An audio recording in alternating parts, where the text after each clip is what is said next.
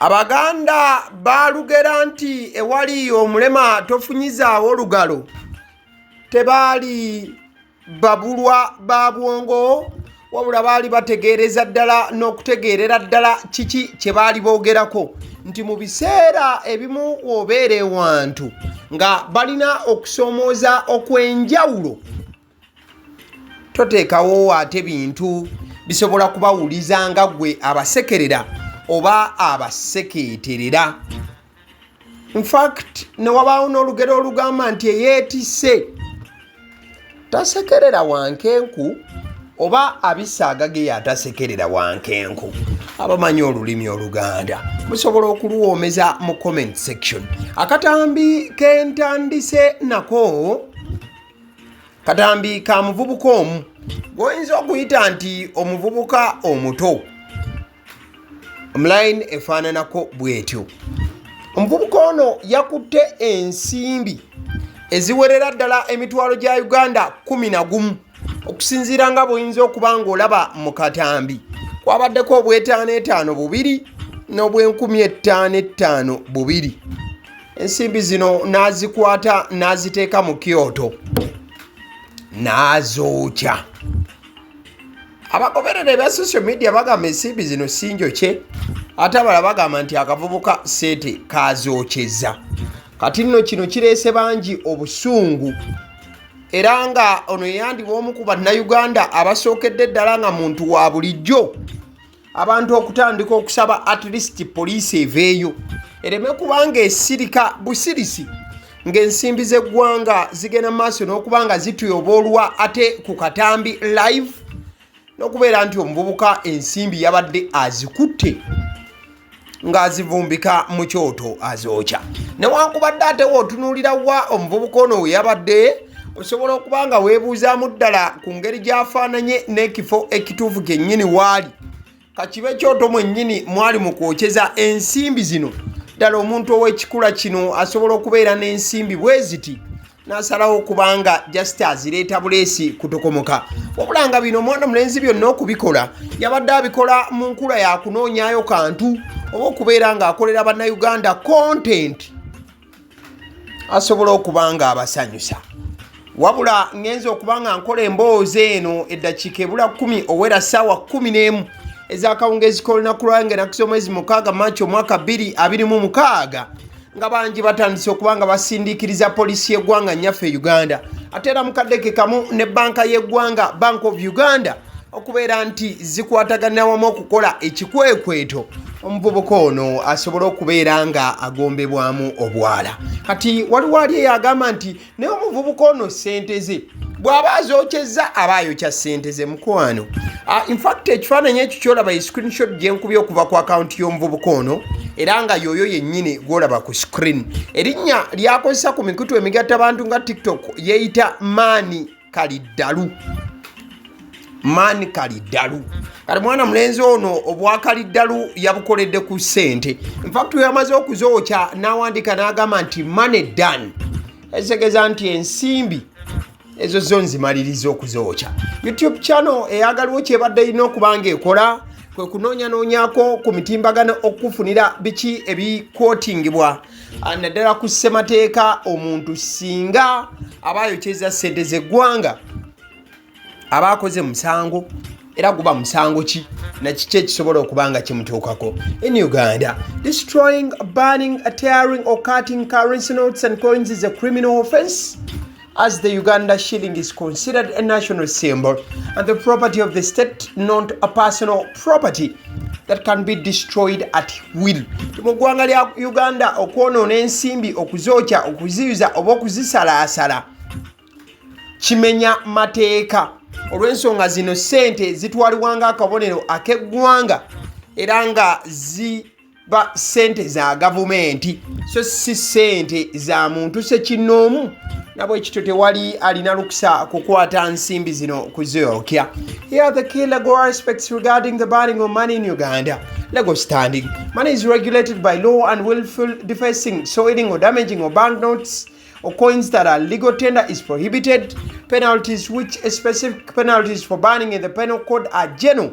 The Bank of Uganda considers this a serious crime with potential penalties including heavy fines or imprisonment for those found destroying currency.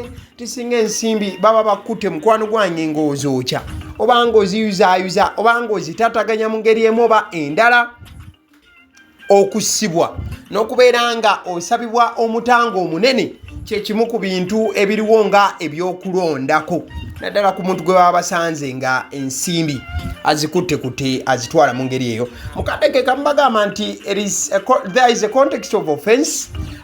Bagamba nti n'okuziika obuzisisete tugeze ng'ofiiriddwa omuntu tokkirizibwa gamba mama wange mbadde mwagala kamusirike afe agendeyo n'akakadde katukamuteere mu kesi mukwano gwange ogwo musango. Teri akkirizibwa kuziika na muntu na ssente. In fact mujjukira bulungi Bank of Uganda gye buvuddeko yavuddeyo negamba bannayuganda nti kakubeere mikolo oba nnaku ez'enjawulo nga Valentine tokkirizibwa kukola kimuli n'okiteekako ensimbi. So kitegeeza amateeka g'eggwanga era Bank of Uganda nga bwetutwala kimenya mateeka, wabula omwana mulenzi ono ye Sente yazikutte n'azookya. Kale bwetugenda mu maaso angezezaako okuba nga nsampolinga ku birowoozo bya bannayuganda oluvannyuma lw'okulaba omwana mulenzi ono ng'ayokya Sente. Omugisha Peace n'agamba Uganda is funny. Someone rather makes content and sleeps hungry. Nti ebyaddala Uganda eno ekwewuunyisa nessekwewuunya yenna. Omuntu kale at least afazaali asalawo okufa enjala yeebake nga talina kyalidde, wabula ng'ensimbi ezaanimuguliddemu ekyokulya azikutte n'azookya bookya Fagalanda bw'atyo. Naalongo Queen omu ku baasusse okuba ng'ateekayo akatambi ka mwana omulenzi ono Man Kalidalu yagambye nti content ajja kutukozesa ensobi.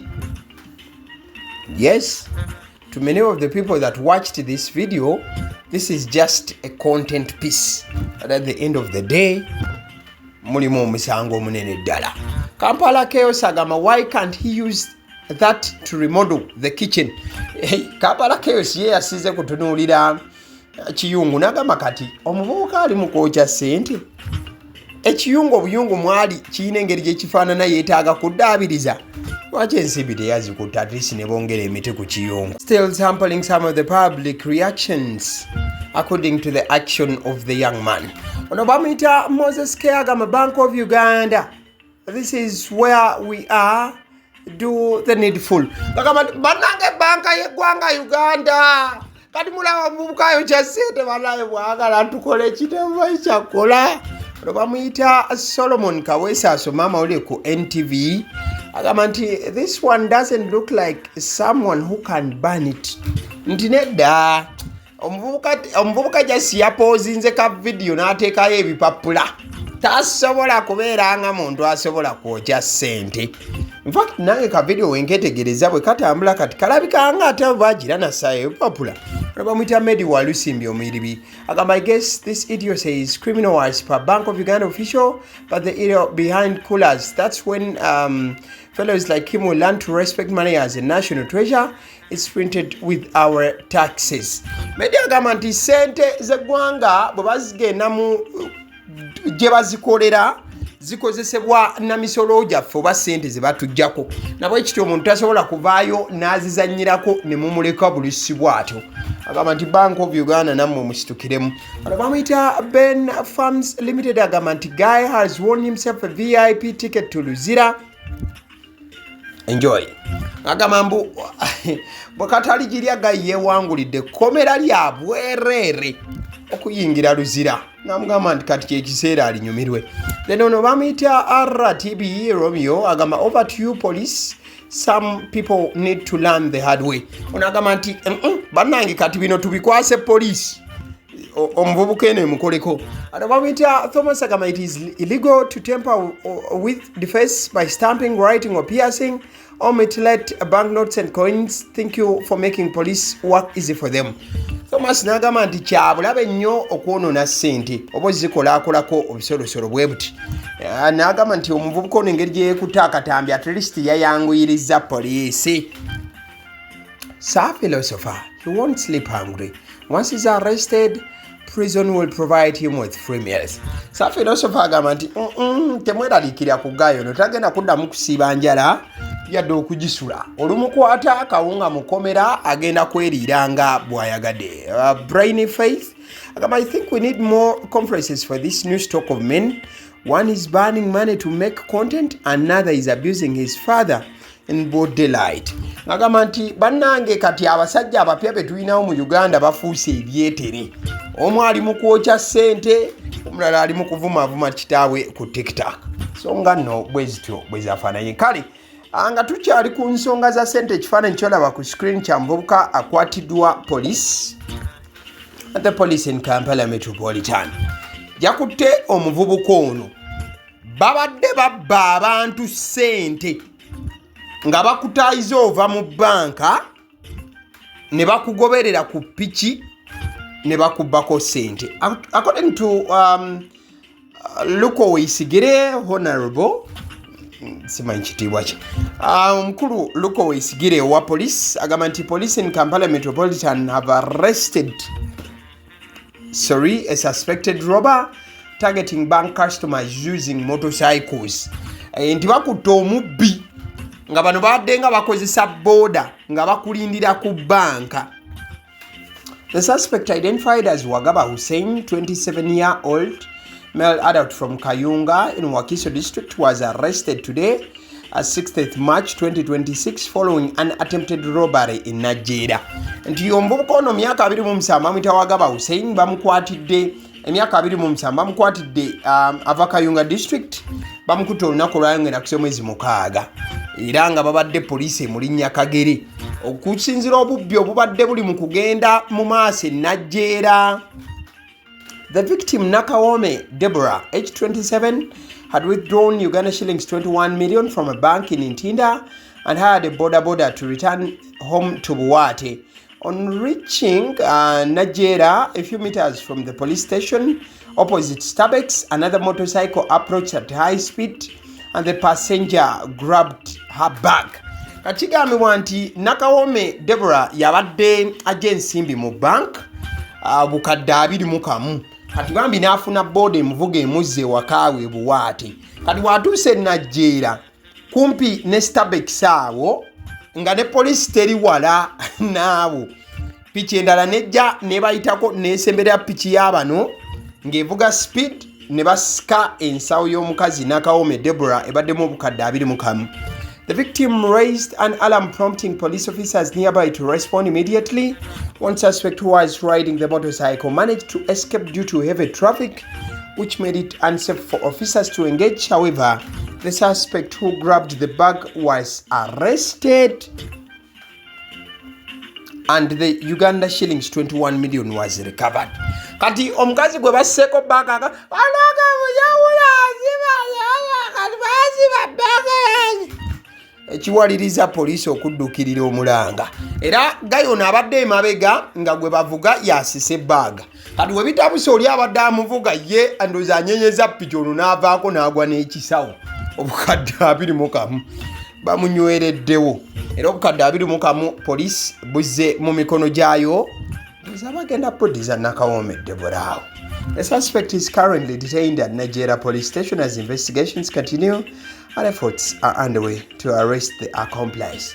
So bagamba nti n'oli munna abadde amuvuga naye bamwetaagako pisi bajja kumufuna asaaga naye nga Nakawome Deborah Bukadde 21 bumudde mu mikono.